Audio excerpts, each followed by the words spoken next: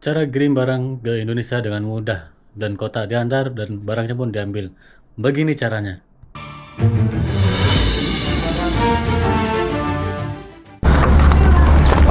Dari mana, Pak? Oh, biasa Mas. Kegiatan harian ngambilin kotak yang sudah terisi. Sudah terisi ya? Ya. Ini tadi dari mana? Dari Oh, pagi ini dari Sungai Petani. Sungai Petani, ambil kotak juga ya? Ya, betul. Jadi- Monggo, masuk. Oke, teman-teman, di sini kita akan menunjukkan kepada kalian bagaimana caranya mengirim barang ke Indonesia. Barang artinya itu yang dipaketkan ya. Ini kotak-kotaknya. Ini terdiri dari beberapa size yang ada yang gede, ada yang besar, ada yang paling besar. Dan kita nanti coba tanya-tanya ke bapaknya ini. Oke Pak, mau nanya ini kalau untuk Iya. pengiriman kapak ini caranya bagaimana Pak? Nanti untuk pertama dulu caranya. Oh ya, gini. Kami ini dari pengiriman barang dari Syarikat PCS International Sendirian Cargo ya. Jadi prosedurnya kan sekarang sudah banyak ini ya di media sosial, di TikTok, di Facebook kan ada itu PCS Cargo. Nah, di situ tertera nomor telepon yang bisa dihubungi, kemudian telepon aja ke nomor tersebut. Kemudian sampaikan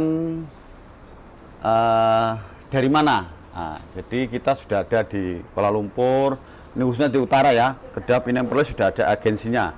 Jadi nanti sampaikan dari mana, nanti tim tersebut yang akan menghantar kotak ke tempat saudara-saudari semua. Oh, kotaknya diantar ke tempat pengirim ya? Ya betul, karena kan tidak semua kawan-kawan yang mempunyai akses untuk ngambil gitu loh. Jadi itulah pelayanan kita, sangat mudah sekali. Nanti kita antar ke sana.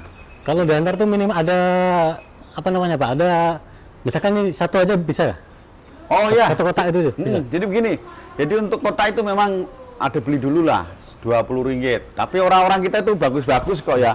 Kadang itu ditambahi kasihan Pak, tak kasih minyak gitu. Jadi intinya kotak itu Rp20 gitu. Nanti ya kadang orang kita tuh bagus-bagus kok. Berarti kalau satu biji pun diantar ya? Oh insya Allah kita akan kondisikan diantar. Kalau untuk lokasi Pak, misalkan kita di utara nih kan. Kalau bapaknya di ini daerah Kulim lah. Iya, iya. Kalau temannya di daerah Sungai Petani kan cukup jauh. Iya. Atau Alostar apalagi di sana jauh. Iya. Itu gimana Pak? Di sana ada agen sendiri atau diantar dari sini? Ya, untuk saat ini yang untuk Sungai Petani masih ngambil di Kulim, ya. Kami antar ke sana karena kita begini konsepnya. Kita pertama silaturahim dulu, karena silaturahim itu insya Allah akan mendatangkan sesuatu yang lain lah. Jadi tetap kita antar dulu supaya rekan-rekan juga tahu kan gimana pelayanannya dan apa yang nanti bisa kita kondisikan, terus kita teruskan apa yang kira-kira apa ya bisa dikembangkan lah. Nah, selain ngantar kotak juga intinya kita silaturahim gitu. Berarti kalau yang di Pinang ada cabangnya atau emang dari sini juga? Ya, ada juga. di Ada Pinang banyak. juga? Jadi kita ini koordinasi. Kalau di sana nanti misalkan kotaknya habis, kita mana yang bisa nganter kita antar gitu. Oh, berarti satu nomor untuk semua agensi gitu ya? Iya, betul. Dan satu nomor itu kita juga akan ada data-data. Data-datanya itu misalkan kamu di kawasan mana Pinang, ya kita kontak sana. Tapi kalau sana terkadang kotak habis, ya kita harus siap untuk nganterin. Seperti itu. Kalau kotaknya Pak, ada berbagai ukuran apa aja ini? Ukurannya kotak? Oke. Kita ini kotak adalah ada 4 sebetulnya. Jadi dari perkembangan yang dulu itu kami saat ini tidak menyediakan yang kotak XL karena terus terang XL itu terlalu besar, kemudian dalam perjalanan juga banyak risikonya. Jadi kami saat ini menjadikan kotak L ini ya. Oh, ini kotak L? L-nya. Ya. Kotak L, kemudian yang ini M ya. Yang ini M? Ya, ini M ini. Nah, yang paling kecil ini S. Oh, ini S ya? Ya, ini paling kecil S ini. Jadi ada 3 ukuran Pak ya? Ya, kita ubah S, M, sama ke L, gitu. Nah, kemudian kalau misalkan barang-barang mungkin panjang atau besar itu bisa dibungkus lain gitu ya. Jadi nggak perlu dicampur-campur dengan yang lain. Itu Oh, bisa? Iya, contoh kayak TV itu kan. Nah, TV kalau dicampur-campur gini nanti risiko. Jadi memang kita balut sendiri gitu. Kalau Itu pun- memang ada yang besar gitu. Ya, nggak muat kayaknya ya, itu besarnya. ya, masalah biaya nanti kita bisa bincang ya. Yang penting sama-sama dapat dan barang yang penting selamat nomor 1. Ini kalau kayak ukuran yang ML nih, Ini ada apa namanya kapasitasnya kalau taruh berapa kilo gitu lah. Oke, jadi gini. Ini kotak yang sudah siap ini. Sudah isi. Ini M, L, ya, dan ini S ini yang 4 kilo. Nah, ini yang seperti ini yang luar biasa ini menandakan yang orang sudah terbiasa ngirim barang. Sudah terbiasa ngirim barang. Ya. Ya. Kemudian di sini juga tertera ini maksimal beratnya ya. Di sini ada, kalau untuk es itu maksimal beratnya itu 30 kilo. Untuk es ya? Ya, untuk esnya. Kalau lebih gimana? Misalnya 31. Ya, kalau lebih misalkan ya, itu tinggal soal kebijakan kita lah. Ini untuk supaya memang kondisi kotak itu kuat gitu, tidak melebihi over capacity. Ya, jadi kalau berat-berat tuh nanti risaunya kotaknya itu nggak muat gitu. Nah, ini yang untuk M ini ya.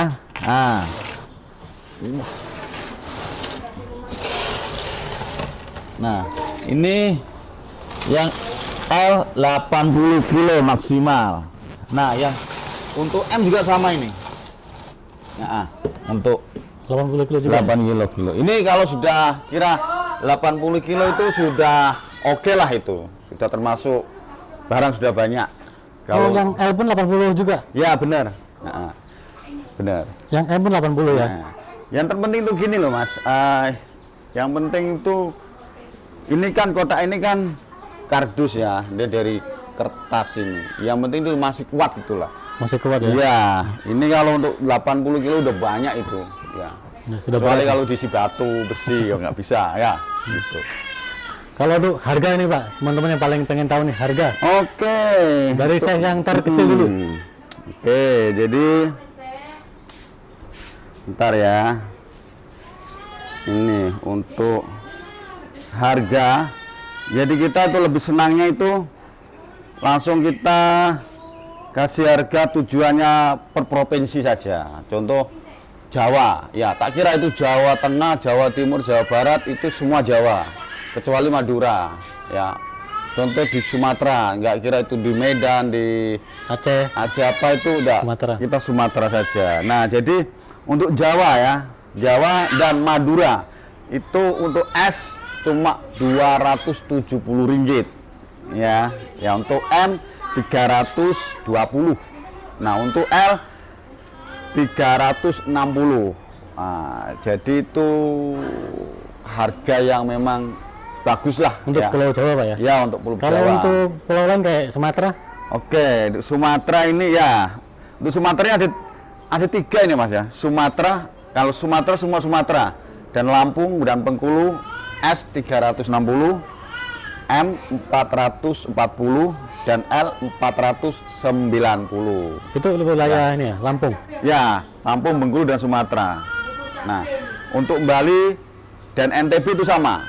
Bali NTB karena apa lorinya itu satu arah. Jadi Bali S 340, M 430, untuk L 480. Nah, Oh itu tuh Bali sama ya. Lombok.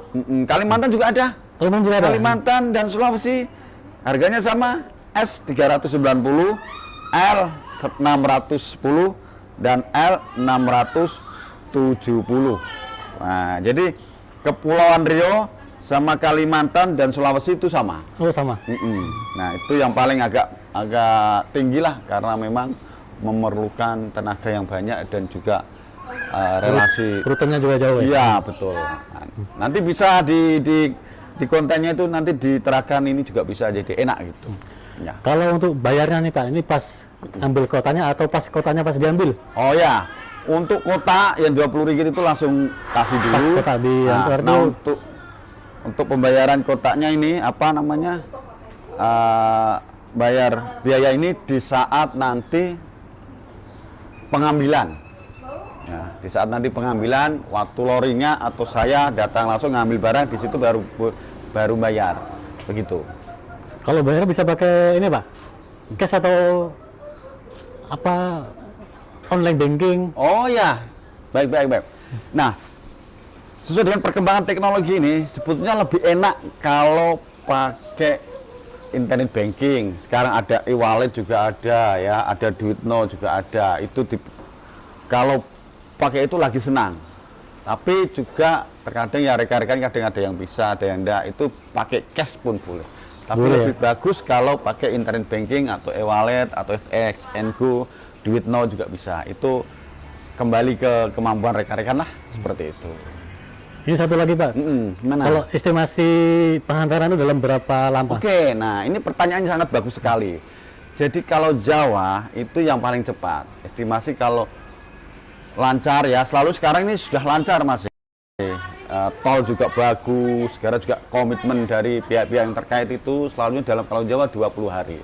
Kalau Jawa 20 hari ya? Ya, 20 hari, 15 hari paling cepat.